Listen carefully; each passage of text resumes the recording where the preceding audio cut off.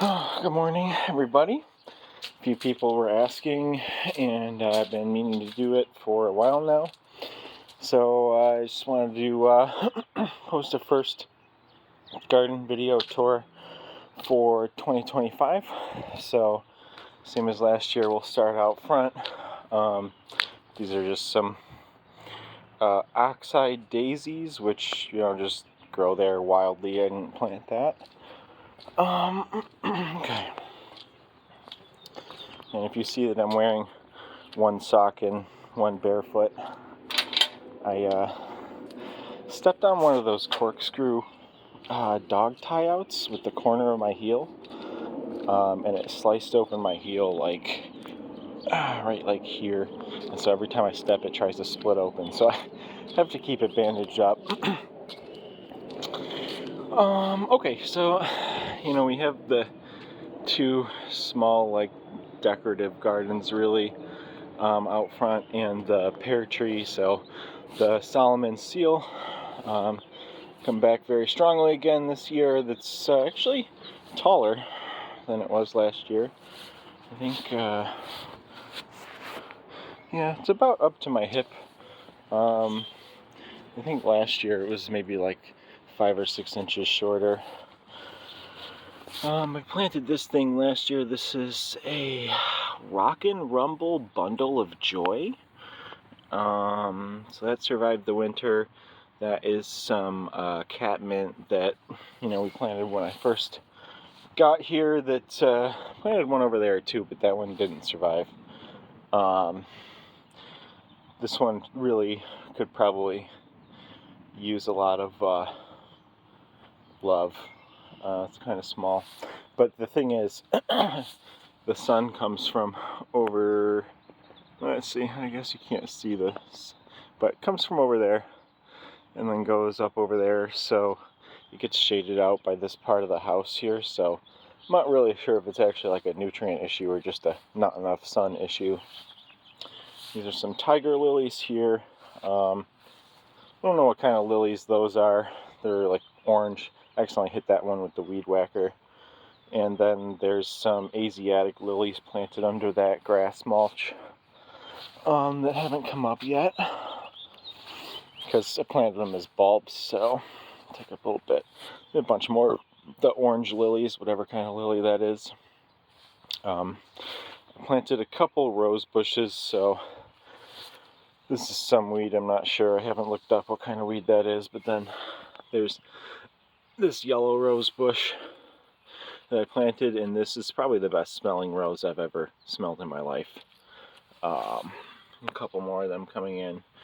This is just like a mini rose that I bought at the grocery store that was in a really small pot, and I just planted it in the ground for fun to see how big it might get. It was very small when I bought it.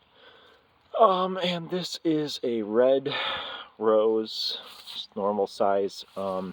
Hasn't really done as well as the yellow one because there's also some Solomon seal over here that kind of, when I planted it, this didn't exist, but this grows so fast and aggressively, it rapidly overshot and takes a lot of the light from it. So year over year, it'll eventually get tall enough to not be shaded out by the Solomon seal anymore, but that's why it's a little bit slower than that one, because they were the same size when I bought them. Nothing in this little side plot. This is where all the daffodils were. There were a bunch of tulips and daffodils all along the fence line here, but the voles came and ate all the tulips, so now there's just a few daffodils there. I don't know if you guys have ever seen this. Marissa really likes Bigfoot, so we have this huge Bigfoot thing on our fence here. And then, we plant all sorts of flowers here and, tall ones behind the fence that'll come up. And so then it kind of looks like he's sneaking through the flowers. Tiptoe through the tulips. So the pear tree, last year it got Fabrea black spot, which just devastated the entire thing. And then it also made all its limbs that used to be here. This is better. See, I cut this off. all of its limbs, the wood got like weak and floppy, so it would, you know, be just like drooping over on all the branches. And then later when I, you know, when it finally got past it, all those droopy branches then hardened that way, which is like a really not optimal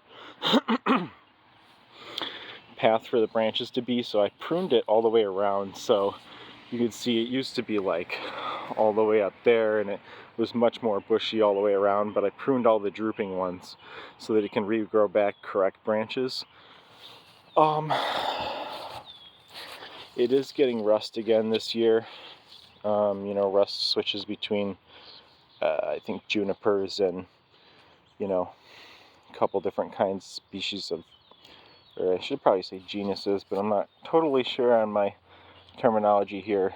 You know, different types of fruits, the rust will infect, and then it infects the juniper, and then it comes back. So this year it's got rust again. I did spray it with copper, and it doesn't look like the rust is getting any worse. You know, you should probably remove these leaves, but the problem is I took so much of the branches off already. I'm hesitant to take this many leaves off. So I'm gonna spray it with copper again pretty soon, and you know, maybe in a little while after it gets some more of these younger branches and leaves it's putting out, I'll take some of those coppers, the leaves with the rust off. Planted a couple onions from the grocery store, not for food, but just to, you know, bring sulfur into this soil, because this tree always gets diseased. And so those will survive the winter. They're going up to flower now. And some comfrey here, a lot more comfrey in the back. This one's well past its prime. It's only got some flowers on there, but most of them are gone. This is the Russian Bakken comfrey, so it doesn't spread because it's horribly aggressive spreader by itself. But I think I said this in the previous videos, but its roots can go, I think, like 3 to 4 feet down into the soil surface, which is much deeper than most other plants, and it brings nutrients back up to its leaves from very deep in the soil. So then, and it also regrows well, very easily if you cut it all back. So it's a great plant for generating, you know, green manure, or making your own fertilizers, or, you know, getting a lot of nutrients back up into the top layer where things like tomatoes and other food you want to eat grows. You will see all my trees have this pit around them, which is not good. You know, I discovered this year, so when I bought the trees, I was new to planting trees, and I followed the nursery's instructions, and if you don't follow them, then it voids your warranty. So I was like, okay, I followed the instructions on all my trees. Now that I'm a little bit more experienced, I'm realizing they planted all the trees too deep in the pot, so the root flare of the tree was too deep, and so the way that I planted them, with their advice, they were planted too deeply in the ground, and then the roots are not going to get enough oxygen. So really, the only way to fix it correctly is to dig up the tree and replant it, but these are too established by this point for that. Maybe if you were an arborist and knew exactly what you're doing and how much root you can cut back and all those other things, it might survive, but like, the best I can do at this point is just remove the soil that's around them, and water will now run down towards the stem like a bowl, which is not what you want. You want water to run away so that the plant's not sitting in water, but it is what it is. I can't do anything about it at this point, so we'll just see how it goes. Now I know for the future. The coral bells came back doing very well this year. I mean, where they're planted, there's basically no space for their roots, so I don't expect them to ever get huge, but that's good because they're just on the side of the driveway here. So The Chinese Astilbe came back as well. It's starting to put out some flowers that are going to look really nice. These coral bells are also putting out flowers, and I'm not sure if we saw what they even looked like last year.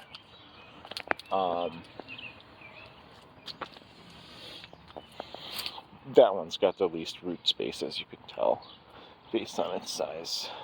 Basically like 4 or 5 inches deep. It's just like a solid floor of roots from all these, like, you know, let's take a step back here. From this tree and all these other little, you know, they've completely filled the area underneath there. So there's no gaps for new roots to go down further, so sucks to suck for that guy. Something else, some other wild weed I just let grow. We'll see what it turns out to be or how it looks.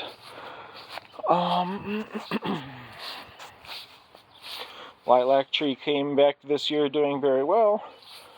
If you didn't see last year, I planted this lilac tree, so it's a dwarf lilac, so it'll get, you know, I don't know how tall exactly, but it'll basically, this is my bedroom, so when the lilac tree grows up, it'll have all the lilac flowers right here, and the wind almost always comes from that direction, so it's just gonna blow the lilac breeze straight into my window, you know, in the spring and summertime, which is gonna be super nice when that lilac gets bigger. This is one of the strawberries I planted in my lawn last year, partly just because it's easy, and partly because sorry, I'm fixing my hair here. Partly because it's easy, and partly because I have a lot of little critters that try to eat my garden, so I figured if I have like little strawberries growing throughout the lawn, hopefully they'll eat those instead of my garden that I want to eat. For the first few years I did create this little cage around it, so like until it's actually like filling a large area and actually producing something that to distract them, like, you know, this year I'm just going to try and harvest them for myself. So you can see we got one getting ready right there. There's another getting ready right there. Lots of them are green. And, you know, this is really not even that much. In the other one in the back, there's like a huge amount of strawberries, you'll see. I just wet my mouth a little bit. It's feeling pretty dry. Find the hose here. Oh, of course, it's all the way back here.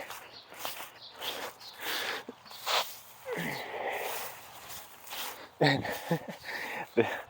although it is hose water, it is filtered through a filter that I use for the plants. So, I mean, whatever.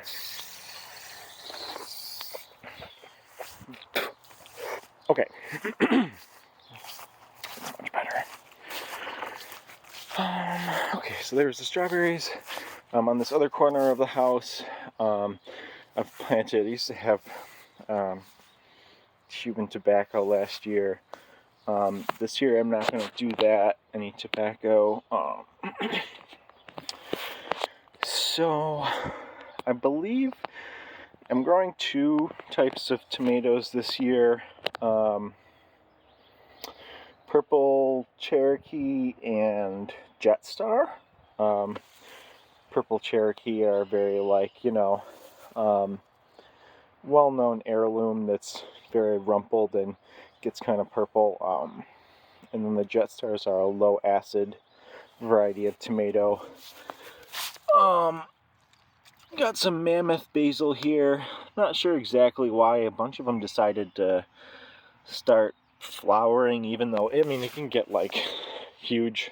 It's probably because I started them too early when it was too cold and it stressed them out, and so now they're like, you know, just flowering too early. I do have other ones that I planted later as backups, so it's fine, but this is a hardy kiwi. I didn't really like the first kind of soil I planted them in, so that's why those leaves are kind of yellower than I'd like, although he's grown a lot of them. It is a climbing plant, so that's why it's, you know, this this whole section of the garden, I don't know if you can see it, but there's like a, I have like cattle panel type grid. I don't remember exactly what it's for. It's probably like poultry fencing or something. I don't know. Anyways, it's like a trellis basically. So everything over in this area is climbing plant pretty much, or mostly I should say. So I fixed the soil he's in, and so now you can see the new stuff coming out. It's a lot healthier looking. So maple trees everywhere this time of year. So this tree in front here is a blood orange citrus tree, and then unfortunately it's never put on any flowers or done anything too interesting other than grow leaves, so we'll see. This lime tree that I bought last year is doing really well, so it's growing a lot of new leaves, but also if we come down here, it's also growing some flowers. So that would be really cool if I got even just one lime this year, since I just bought it last year, but we'll see. These are both hardy figs. So they're parasitic growers. I'm not sure exactly what that means, but I do know it means like whatever you plant them next to, it's gonna try and like dominate. So you wouldn't feel like you wouldn't plant them next to like one of your trees because it's gonna just try and take over it. That's what I assume that means. But anyways, figs do well in pots, so they're in some like 5-gallon potters for now. They can produce a lot of fruit in a small container like that, so we'll see what happens. They certainly probably won't do anything this this year, because I got them when they had like 2 leaves in total, but we'll see. There's a spider web here. My house is Spider Kingdom. No, this is the herbal tea I really like to drink, called Jaugalan, or Immortality Tea. It's another nickname for it. It does like, a lot of shade or dappled sunlight. It does not like, I guess I should say, it does not like a lot of bright direct sunlight for too long, especially when the sun is really strong overhead in the in the noonish time. So that's why they're behind here. It's because these provide a lot of shade for them, but they still get sunlight. So they're pretty happy now that I did that. They were not happy when I first put them out here, and they were getting too much noon and afternoon sun. It's a new, let me back up here. It's a new, smaller garden I put in this year to deal with the fact that the cucumbers need a trellis. So, not that one, but basically, not that one, but like every other one in this row back there are cucumbers that I planted, Boston pickling cucumbers, that are going to go up this trellis here on the fence. I did put some of my homemade worm castings in here, which I feed them, whole squashes and pumpkins, or, well, halves, but, seeds and all, basically. And so you get a lot of these squash seeds sprouting up anytime you put that in the soil. So that's what all these randomly spaced, I don't know what that is, but it's a weed probably, but all these randomly spaced squashes, well, not that one, sorry, are from the worm castings. And then these are all purple Cherokees that were started a little bit later, so they're going to be smaller than some of the other ones you're going to see in a minute. But I imagine these are some kind of pumpkin, but they could be butternuts. Maybe I put a cucumber in there, I'm not sure, but probably not. Let's back up again. This is stump garden this year, so for anyone who didn't see last year, I created this. This is when I moved into this house. Someone had cut down this massive maple tree that was like you know, 1, 2, 3, 4, 5, 6, 7 feet. Well, no, I think I'm way overestimating because of the grass. I mean, it's like 5, maybe a little bit more, 5, somewhere between 5 and 6 feet in diameter. It's a huge stump. I hollowed it out through what was like a full-time job for several weeks last summer. Planted some stuff in there. It died for some reason I don't know, but over time the soil got better in there, and so now lots of stuff are doing good. These are some dills I grew from seed this year. This is a mammoth basil, and this one's kind of cool. I've noticed this one tracks the sun like sunflowers. So in the morning it'll start going like this, then it'll go like this at noon, and then the sun is from over there in the evening, so it goes like that in the evening, which is pretty cool. I planted some garlic chives around the edge here. That's a volunteer tomato from last year. It's either a cherry tomato or a grape tomato. I couldn't possibly know because they were both growing in here last year, so we'll find out later. That's Russian sage planted last year. It was actually like, I didn't even know it was going to survive. It looked completely gone. But it came back. Russian sage did pretty well with the winter. The curry, I was very surprised. I've never looked up anything about curry, but I expected, like it was not going to do that well in the winter. The curry went through the entire winter without even looking like there was any cold or snow around it. It was completely unaffected. It's crazy. Greek oregano was basically died back last year, but came back. This, I don't know if it's the conditions it's growing in or just this variety, but this thing is so spicy and potent. I mean, you eat one leaf and you're like, holy crap. It tastes like you're chewing on a peppercorn almost, but like oregano peppercorn. And I planted, that was last year's rosemary. I was hoping it would survive the winter if I protected it and stuff, but it didn't for several reasons. I don't feel like taking the time to explain. So I bought another one. It's in the middle there.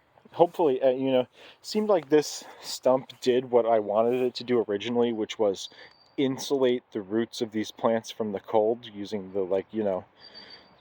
I left like a 2-inch thick edge all the way around the stump. Seems like that works, so hopefully maybe the rosemary can survive this year in stump garden instead of in the pure ground, but I doubt it. Rosemary's not supposed to survive here in 6B, so be a miracle if I can get it to survive. This is the Montmorency cherry tree. Got some more comfrey growing on the side here. I actually, completely cut this one back like a few weeks ago, and now you can see how much it's grown back, so that's how aggressive it is. That one was like 5 feet tall, and I cut it down completely like maybe a week ago, or 2 weeks ago, and you can see how tall it is now. And that one is even like in the shade of the corner of the fence for part of the day too, so that's just kaolin clay on there. It's not disease or anything wrong with the tree, the white stuff. It is a very small, very young tree, so it's got one cherry there and one cherry there, which is fine. That's, that's expected. If it produces too many fruit in its first few years, you're supposed to pick them off, but 1 or 2 is going to be fine for a young tree like this. So hopefully we get those before an animal wants them when they ripen. The Garden of Thyme, I did a dumb thing. I was trying to protect them from the winter, and so I mulched them with some leaves that I ran over with the lawnmower, but the lawnmower didn't chop them up well enough. I should have ran over them several times, because what they did is they matted down thickly on top of everything and killed a bunch of it. And, it was also a dumb thing because I discovered that the parts that were exposed to winter that weren't covered by my bad mulch survived completely fine, basically. So one thing I can say is, out of all of these, this French thyme over here, this stuff survived the winter and survived my mulch without like any care in the world. This thing is definitely the hardiest of anything. All the 10 types I planted in here is the French thyme. I don't think I like the flavor as much as the other ones, but you know, given its hardiness, you do have to weigh that in. This lemon thyme also had some pieces escaping the edges, so it didn't fully die, and it's grown back very heavily. This is funny. This is, oh no. Yeah, so the silver variegated thyme is coming back a little bit on that one. And this is also silver variegated here, but for some reason, whatever reason, last year when I pruned one of the branches on the silver variegated, it just grew back like this, which is, like, this is coming from the same stems as this stuff with the white outlines. So, you know, I don't know what happened there, but, what is this? Yeah. So the golden variegated is struggling for life here. I don't think any of the lime thyme survived my savage attack. It was supposed to be protection, so I bought a new one there, so it'll fill in where the old ones were. That is orange thyme, I believe. And oh, sorry, I'm getting distracted. Look, that's orange thyme. The lime thyme's up over there. There's the French thyme. This, I've discovered a new favorite kind of thyme. This is rose thyme. I'm not sure it tastes exactly like roses, but it definitely tastes really good, and it's my new favorite. And I didn't think I was ever going to have a new favorite after the lime thyme. Some of the English thyme is coming back alive there. I believe this is the pizza thyme coming back alive here. So now, that's where we just were.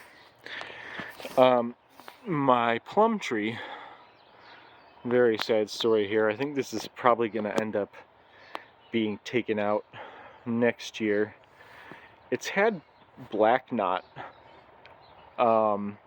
since I moved in, or not since I moved in, since I moved it in to the backyard.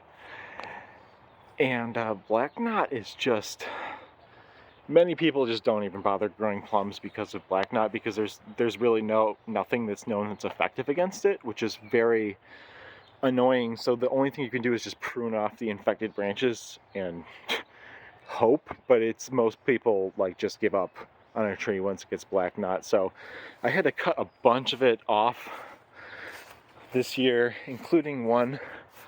You can see the central leader.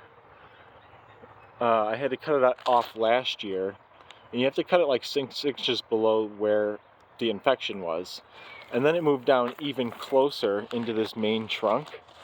And I'm pretty sure, I mean, I don't know, but I'm pretty sure this greenish cracking means all this whole trunk is infected, so this tree is going to go. And either way, I think. And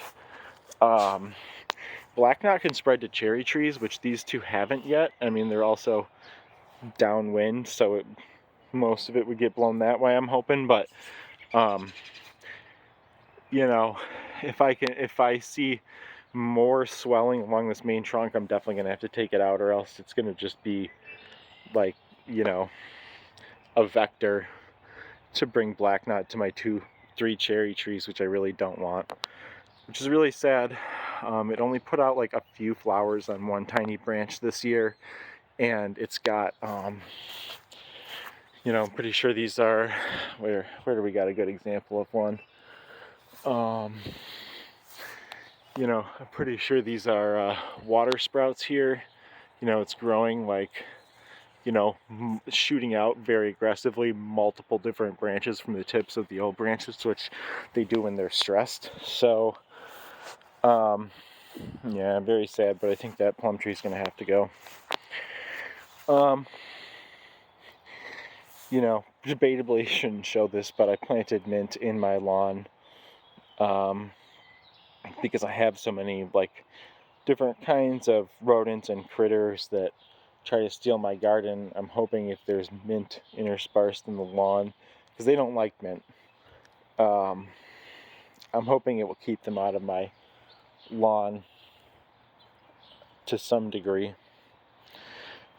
There's like a bunch of different, you know, special varieties of mint: apple mint, peppermint, orange mint, chocolate mint, berries and cream mint. This pineapple mint, I planted it in the ground last year and it just immediately died for the rest of the summer and never came back. And then this year it's growing back fine, so it's a testament to how well mint grows. Everyone knows it does. That is some those, like, you know, those kind of leaves right there and right there and right there is borage. I planted borage last year. Some of it must have went to seed and fell down again and then came back this year. So there's that. There's another big comfrey under this plum tree too. I haven't harvested that one yet. So with some of my Inspire points from work, I bought this, you know, prefabricated greenhouse from Palram, which, if you've never had anything from Palram, the way you put these things together is totally bizarre and extremely frustrating. I'm not even going to get into it because we don't have time, but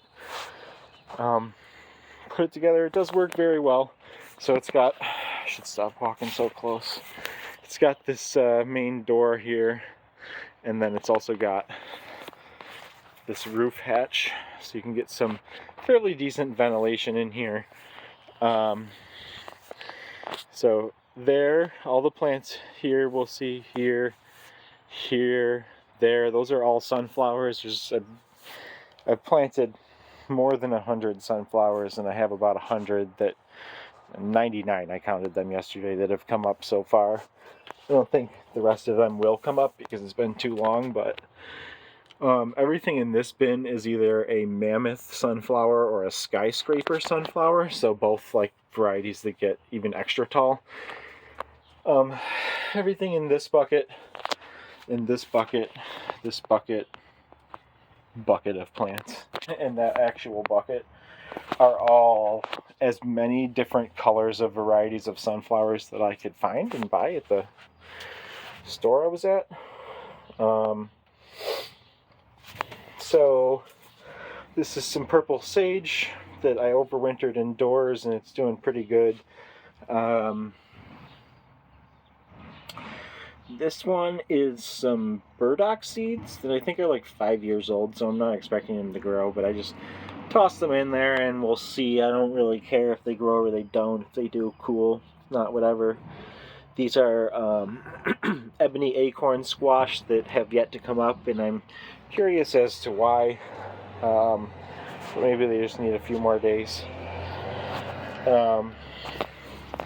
We got a microgreen sprout tray here for Marissa, but it's a little bit overgrown now. The red army amaranth is getting quite tall, and the red Reuben basil is also putting on some more leaves, so we'll figure out what to do with that. Some more sunflowers down there. I don't even remember what I planted, and there's some seeds that were really old that never came up, either like garlic chives or bunching onions or something. Last year I bought 2 bags of seed onions that I never grew, so they kind of just sat over winter, and a lot of them rotted, so I just threw all 100 in this bucket to see if any of them would grow, and 2 did, but they're not growing very well, so it wasn't really even worth it. I'll probably reclaim that bucket, or that pot, that other pot under there, that are all growing like failed alliums. Got a friend of mine, Peter, gave me a you know, jades, when they drop their leaves, you can replant them in the soil and they'll grow a new plant.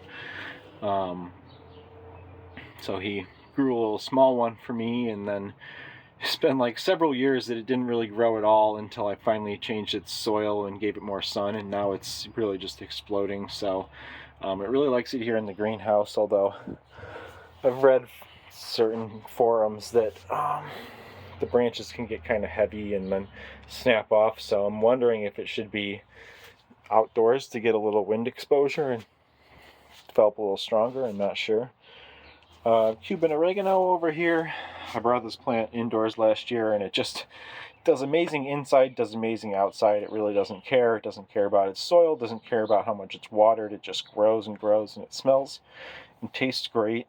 I mean, you can't really feel like you can't really find it very many places, but if you want one, they're very easy to clone. You just clip off a branch with a few leaf nodes and then strip the bottom leaves off and plant it in soil, and it regrows. So if you want one, just reach out to me and I will get you one. I already gave out like 5 or 6 clones of it this year, and it's looking like it's going to need to be pruned again pretty soon.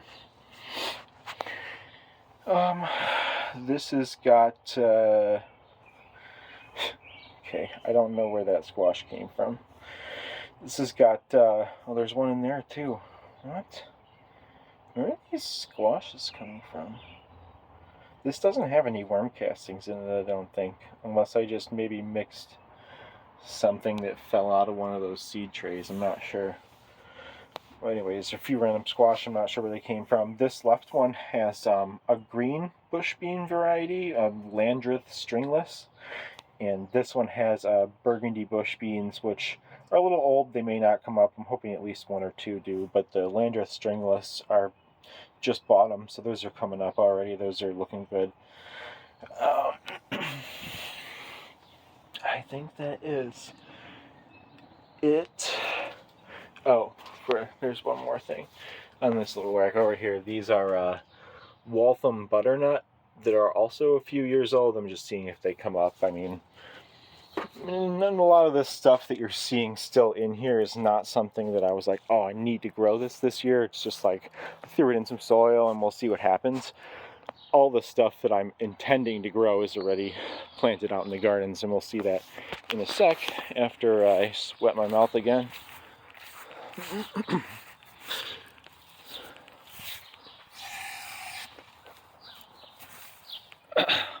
All right. So, I guess before we look at that stuff, there is this stop over here. So, this is my garage here. So I got a bunch of herbs over here, basically. A couple other things, but potatoes and peas over here we'll see. And there's my magnolia, but so you get like, I know it's not going to be a perfect overview to contextualize where you are in space, but at least maybe it helps. So got another one of the Jaugalan teas growing there. I just see how it does. And it's like, it's trying as hard as it can to sneak into like the full shade, which I think is hilarious. I'm not sure where it's trying to go, but we'll find out. Some columbine that's hardening off. This area gets, so it started over there, that gets morning sun only right in that little pocket there. And then now it's over here, which gets morning and some afternoon. And then eventually I'll move it over here after a few days to morning and full afternoon. And then once it gets that, then I'm going to plant it in the ground, because it came from indoors, so it's got to be hardened off before it goes in the ground. But it's native to New York.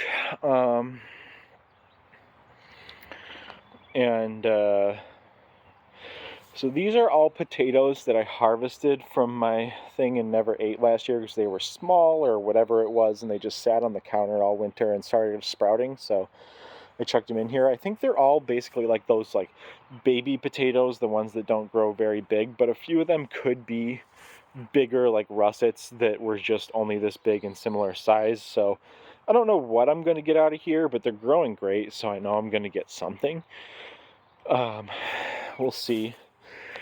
These peas, so I planted them in this like rectangular container here, and I planted them evenly over the whole thing, and then like they only came up in like the back and in the middle of the planter, in the back basically, and the middle and the front. So like most of it is far from this trellis I had for it, and they're also all overlapping because the only ones that came up were the ones that were similarly clustered together for whatever reason. I did plant them a little too early, but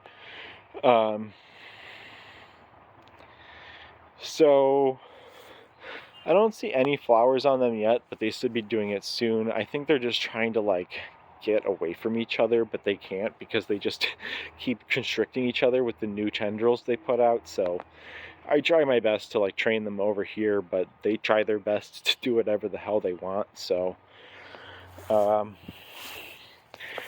bought this Scotch broom at Lowe's because it had these really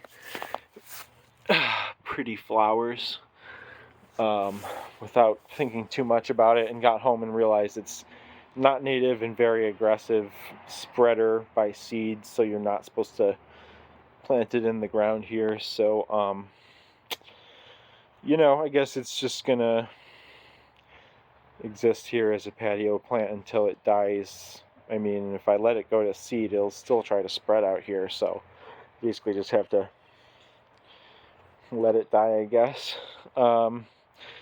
This I think is a hollyhock, but I have no idea where the hell it came from. I never planted any hollyhock seeds and no bulbs, and really not sure where that hollyhock came from. I grabbed, we'll see over there, the strawberry field, I'm gonna call it. I did just like grab with my hand and just rip out one that was an older establishment from last year, and just planted it in this, just so it's in this, so that if all my defenses fail on these other strawberries, at least I'll get a couple from this thing. And they're doing really good. A bunch of strawberries growing on there. Okay. Now here, I don't remember the name of that dahlia. I was supposed to look it up. I think it's like Midnight Magic, maybe. Something like that. Moonlight Magic. I don't know. It's like a dark purple burgundy type dahlia. We've got flat parsley there, curly parsley there, some more dill there. That is Italian oregano that was here last year and it died back and now it's growing back. This is pineapple sage, really great. Let's see, so this one is Grosso lavender, which is really good. That one's French lavender and that one's English lavender. Over there we've got some German chamomile coming up. And in the middle there's a baby mammoth basil coming up. Yeah, there's nothing in these two pots. It's just old soil with weeds. Nothing in here either yet, but I put some cardboard to kill all the weeds in there so I can put something in there. This is a toothache plant.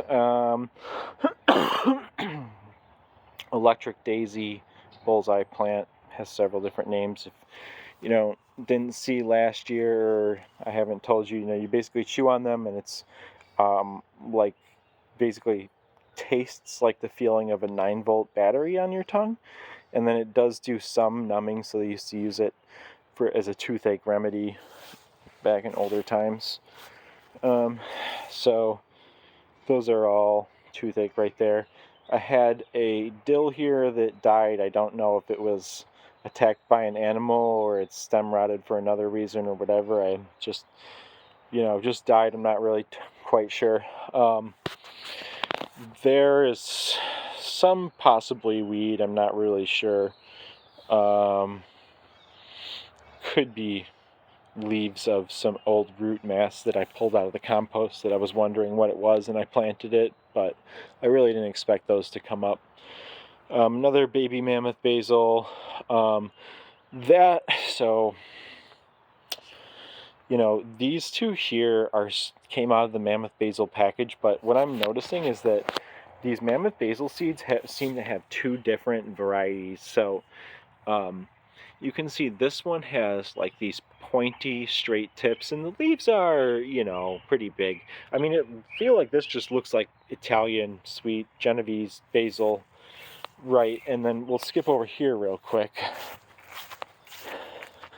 And this is like definitely Mammoth Basil. So see here, these leaves are curly and more rounded. Like they're not completely rounded, but like, look, that leaf is as big as my hand. I mean, that's a huge leaf compared to those other ones. So I don't know if I just got gypped and there's other regular basil seeds in here, or these really are just a different variety of Mammoth Basil that's just not quite as big as the other ones, but they all came from the Mammoth Basil package. It's the only kind I planted this year, so that looks like that one is also a purple Cherokee based on the... Actually, no, that's a Jetstar based on the leaves. Now, okay, so let's look at one of the main gardens. Oh, leaves or something in my hair. More comfrey here that wasn't cut down yet. Both of the 4-in-1 cherry trees I put on netting over this year because they have a lot of cherries on them. And I don't want the animals to get them. However, I really don't like this particular bird netting solution I bought, because if you just put it over the tree, it bends a lot of the branches, especially when the wind comes, and like pushes them over, and now they're going to grow at the wrong angles. So I tried to make these little bamboo stakes with beer cans at the top to, you know, provide like a dome-ish type thing over it so it didn't pull on them as much, and it helped, but not fully. And then, you know, I'm not going to do this again this year or next year. I'll figure something else out. But you know, I did this because this is the first year I've had these cherry trees fully established, and I wasn't even sure if they'd make cherries, but they made a pretty decent number that we can see maybe. I'm not sure actually if you can see through you can see through the net. So there's one cherry. This one doesn't have as many cherries on it as the other one we'll see in a second, but it does have, you know, more than I ever expected, so that's great. This is yarrow from last year, another native plant. Okay, so in the main garden, so I did, so for this year, so I don't have to do as much watering, I added a drip irrigation. So that thing right there is both a pressure regulator and a timer. So it reduces the pressure going into the system so it doesn't blow out your lines. And also, you can see here, you can set it to go off at different times and different intervals and different stuff like that. It doesn't have as small of a window as I would want. Like I would want to be able to like, you know, like pulse water them for 10 minutes 5 times a day, but the lowest I can go on that thing is once every 6 hours. So they're being pulse watered 12 minutes, you know, once every 6 hours, which is working. You know, I think it's a little bit more optimal to do it the other way, probably based on what I've heard. But so then, you know, the line, I basically buried it under the lawn here, goes all the way over there.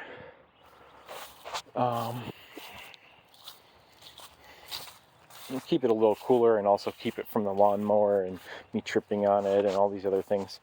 So it comes out back out of the ground right there, and then it goes around the back and then goes over there to feed the other garden. And some of the drip irrigation is buried between mulch right now, so you won't be able to see all of it, but you can see that black line there, that black line there. Basically, it made a big spiral on this garden with the drip irrigation. So in this row here are, I think they're called early wonder beets, mainly grown for their greens, but I'm going to grow them for both. Basically what I'm going to do is once they all get a little bit bigger, I'm going to take out the ones that are too closely planted and are smaller, like that one right there, and eat them. And then the other ones will have more space to grow even bigger. Alright, so I accidentally pressed the volume up button on my camera, and apparently that ends it. So, okay, that's good. I believe it's saved, so I guess at least I can be thankful for that. So then, in this row, was supposed to be all Brussels sprouts, but only that one, that one, that one, and that one came up. I planted so many Brussels sprouts, and they just do not seem to be working around here, which really disappoints me because I love them. But I don't know, maybe I just started them all too early. Maybe if I try some now, they might do better. Now these are Black Beauty zucchinis, all in through here. They are planted a little bit too close, but I'm going to grow them vertically this year. So you stake them up and cut the leaves off as they go up, and then saves you a lot of space. So we'll see how that works. They're you got to wait until the stem's like a little bit longer so you can actually like tie it up, but we'll see how that goes this year. Now let's go over in the back. So here we've got, let me see here. These are all this tomato, not that one, and this tomato are all Jet Stars. This one's my biggest purple Cherokee. It's getting quite tall. I guess I can't really give you a scale very easily, but this is probably a little over 2 feet tall, which, given the fact that it's only been above 50s for like a week or two, I started them way early indoors. Like, this is huge for anybody around here right now. Most people are starting from seed at this time. I shouldn't say most people, but some people will be starting from seed around this time because it's only just warmed up enough to, if you don't have like a greenhouse and lots of indoor lights and stuff like I do to grow stuff. So yeah, there's one mammoth basil here. So basil's like an even warmer, like above 60 really. So it's not even really a great time for them to be growing, but these ones are doing okay. Aside from some of them trying to flower. Those will get huge, like really, really tall. And if these ones don't, the ones that I, so like look at, like this leaf is almost as big as my hand, and I have pretty big hands. So, like that's like a very big basil leaf.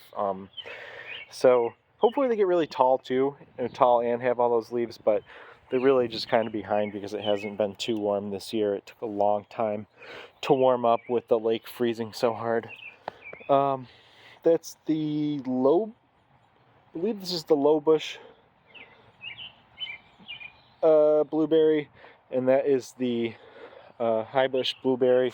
The low bush gets devastated every year by rabbits or rodents over the winter or whatever. This year I'm going to wrap it in burlap. I've learned my lesson, but I thought I was safe with these cages, but I forgot, like, once the snow falls really high, then it's like the rabbit is like right here and it just eats off. So, oh, excuse my French, but it'll eat off, destroy that plant once the snow rises high enough. So I'm going to wrap both of these in burlap this year to protect them. This one's got some blueberries on it, but again, they don't do a whole lot because they get chewed back really hard every year over the winter. So this is my blackberry bag that is meant to, trick myself into believing that the blackberries will be contained if I plant them in this thing. Of course, everyone knows that's not true. If you've grown blackberries before, you can see that there's one over there because last year, one grew all the way out and then fell down, touched down over there, and I was gone for like a week or two. And then now we put roots down there, and if you try to rip that out, it just breaks off, and you can't get that blackberry out anymore. You can keep mowing it down and whatever. And then one did the same thing over here. You can see this branch was connecting over there. These also got chewed down by the animals very hard. which is why it doesn't have those long branches anymore. But yeah, it's already escaped. It is a thornless blackberry, so that's nice, but for pulling out. This is a Reliance Red seedless grape. It did give us a couple grapes last year, even though it was quite small. Then it, died back in the winter. Maybe it just wasn't, and by died back, I mean even like the vine parts died back for whatever reason. Maybe it just wasn't established enough, but it grew them back now. Maybe it's just my inexperience with growing grapes, but it's got that little bamboo stake that's going to bring it to this this basically bird feeder thing that was here when I moved in, which has got a concrete, it's got a concrete base that it's sitting in. So it's extremely sturdy. And then once it gets high enough, I'm going to tie something from there over to the garage or something so that it'll grow across the yard like that in the air. I think that'll be cool. This is the other 4-in-1 cherry tree.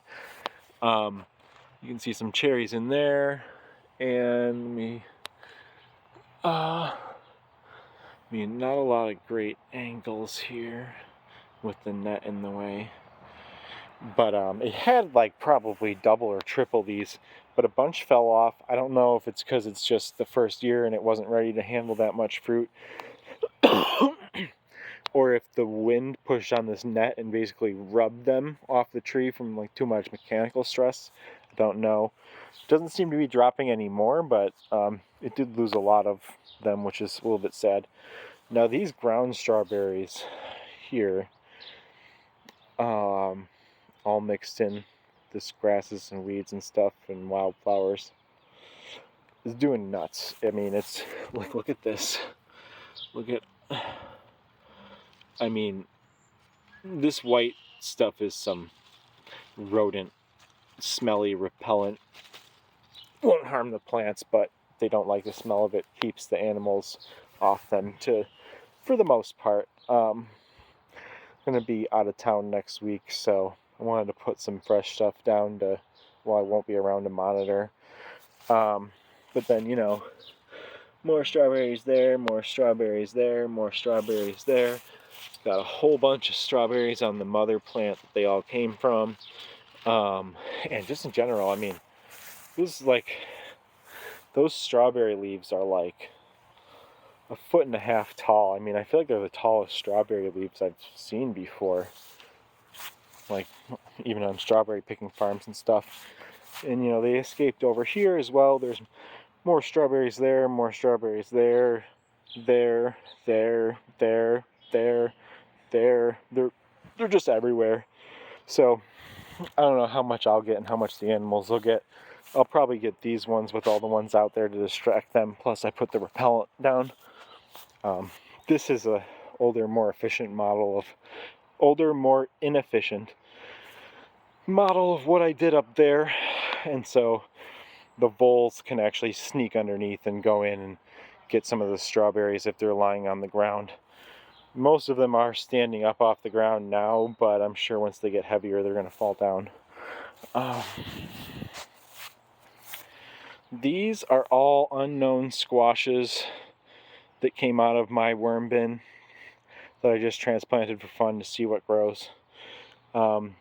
These are a mixture of either the mammoth and skyscraper sunflowers or the colorful ones.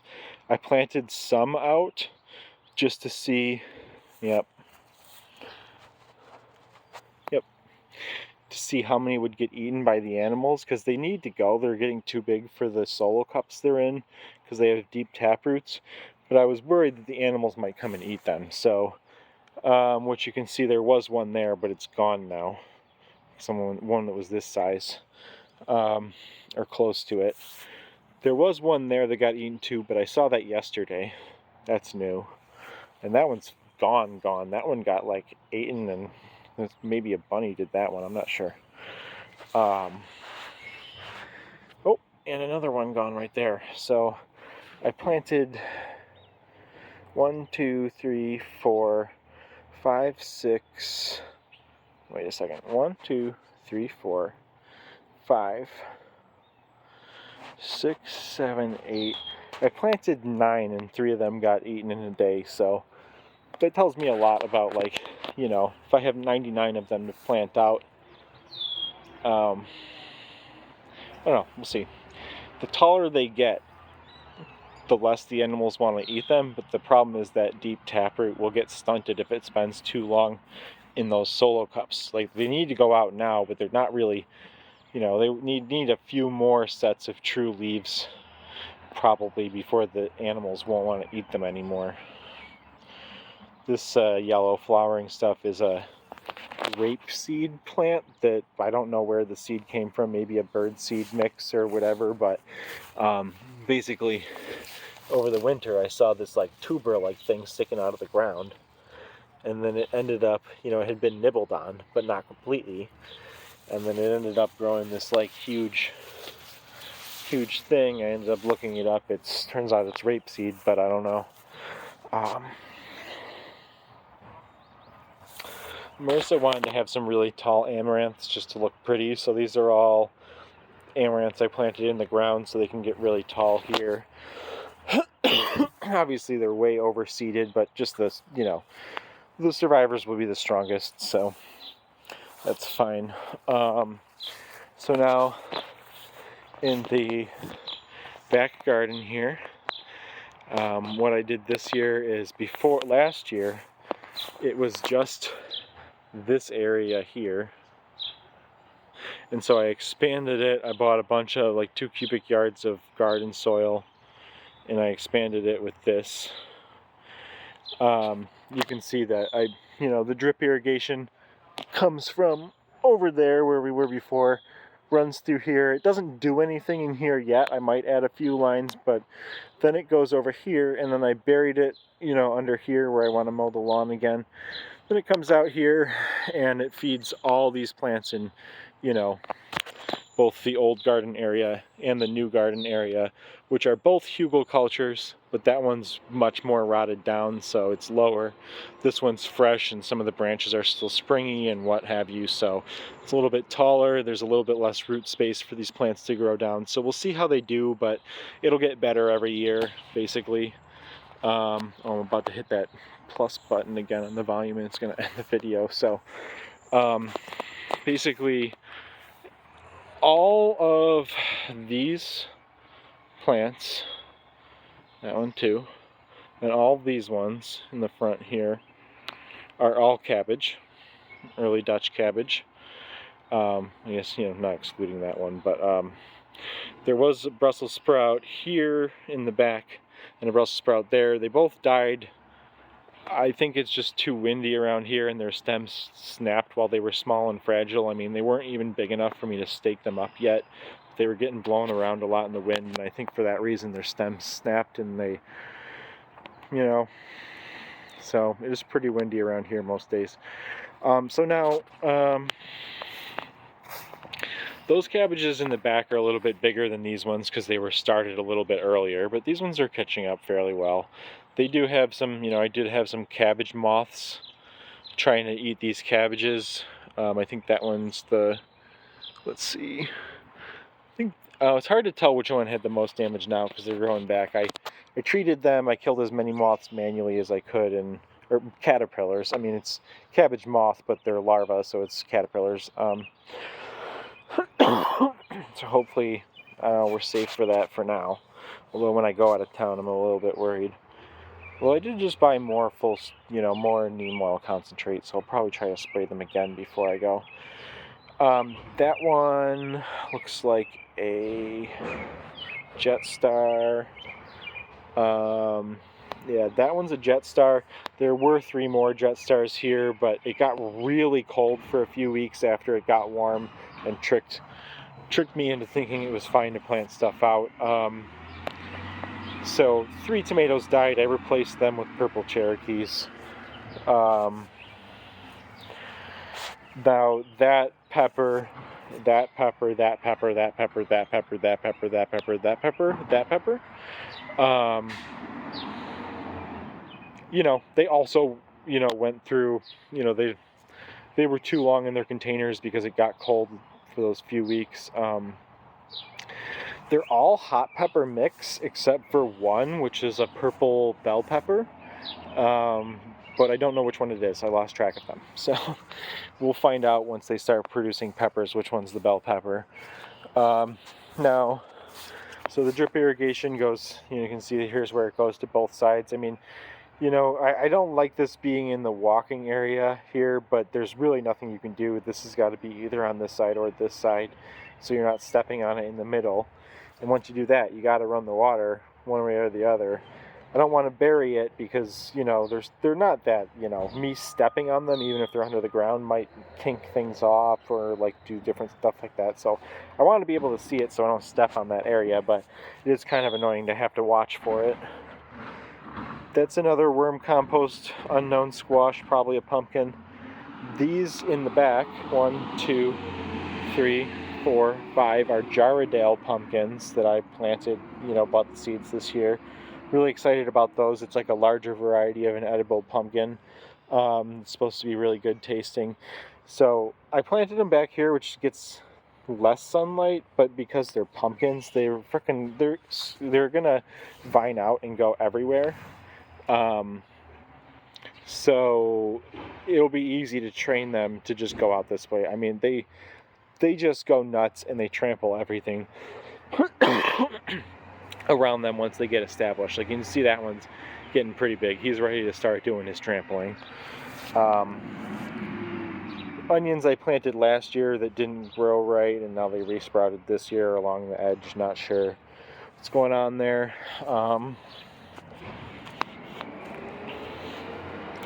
It's basil.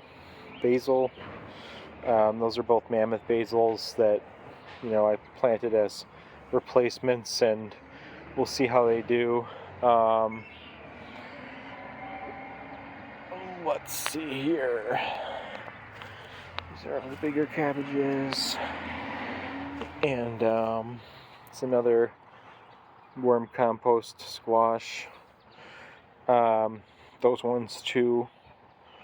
That one is a purple Cherokee, I believe. That one's an unknown. I guess someone chewed some of it off, so it's not very easy to see anymore. This one's an unknown volunteer that appeared in one of my solo cups outside. I have no idea where it came from or how it got there or what it might be. So we're going to find out, hopefully, if it survives. That cabbage, I don't know. Something's wrong with its stem as well. I'm not sure what happened there. Maybe some of the mulch got too close. I guess we can go over here too. So that's the garden, and then this back corner of my yard, which gets the most shade. That is my, it's going to be my Jadam liquid fertilizer. Started, just a couple days ago. Because I used up the last batch, this week on Sunday to feed all the plants. So this is, I designed both of these to be composting bins. You can see all the holes I drilled on the sides and stuff to bring oxygen in there, and it doesn't really work that great. So I bought 1,000 worms, and I put, about half here and about half here. They seem to be well adjusted. They don't seem to be trying to escape or get out anymore. So they're going to do a lot faster work on these compost bins, which is both yard waste and kitchen scraps. You can see these mushrooms were better looking yesterday, but they're past their prime. So that's that. And those are like I have real worm bins. Those are just unofficial, those are just compost bins I converted into worm bins now because it wasn't really composting fast enough, so the worms will break it down faster. But I do have some real worm bins over here. But first, we'll take a stop right here. What do we got? This is the magnolia. It is a hardy magnolia, obviously. And it's got some flower buds there, so those would be nice. I did plant, you can see here a pea at the, in a container at the base. Let's walk over here. Pea at the container at the base of this tree so it can climb up the tree. And that seems to be the most effective trellis for peas that I've found. They really can just easily, as long as the tree is not too fragile.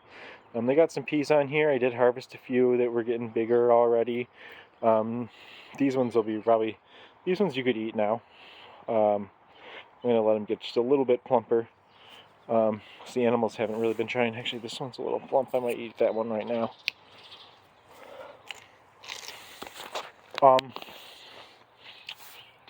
These sunflowers I did not plant. I had a sunflower growing here last year. Some of the seeds must have fell down, and it's growing. And I know this one specifically must be that way because it's got these black. This only happens on those like colorful sunflowers that are like, non-standard, not just yellow. Like this one's probably just, well, I guess that does look black because of the camera. But like, like this one's all green. So this will probably be a yellow normal sunflower that probably came from the bird feeder. But that one will probably be a special one. And I don't take care of these. These planted themselves, they're mostly growing because like there's this little water runoff channel around the edge of the patio. And so like when I prepare soil or fertilizers or anything gets on the ground, I wash it off with the hose into here. And that eventually runs down here and down through here. So, and this one's also getting this potting, probably get, when I water this, it probably leaks out a little bit. So that one's got that too. So I don't take care of them. They're just doing their thing. So lady off Craigslist gave me a bunch of free native blackberries last year, and the voles ate most of them, destroyed almost all of them. That one over there was bought at the store. This is a native one that survived because it was in this other area over here, and I didn't even realize it was still in here. So we'll see what that one does this year. I'd like to plant some other stuff over here. The chicks and hens are doing really good in the ground. You can see these green ones are new sprouts that they've created since I planted it there. Even these ones in this container are doing okay. All those little buds on the side are new. We've got this is more of like an open natural world worm bin where the top is open, like a normal worm bin, and most of the worms in here I've gathered from the native soil, so they're not necessarily composting worms. Some of them are from that one, which is all composting worms, red wrigglers. But this is just a mix of natural worms from the soil, and flies will come in here and other bugs. So it's a it's got a variety of different composters working on it, whereas this one is primarily just red wrigglers composting worms. Let's see. I don't remember which side I fed them on last. Doesn't look like this one. Wait, where? I guess they have completely... Did they finish all the food I gave them? No way. Well, you can see there's a bunch of worms there. This was a bunch of food scraps a few days ago, but seems like they've, completely destroyed it. There was a lot in there. This will need to be fed again soon. I think that pretty much concludes the garden tour. I don't think there's any other plants to look at. So that is the status of my garden as of the 12th of June. And as the season progresses, we'll see what we have to come. Alright, have a great day, everybody.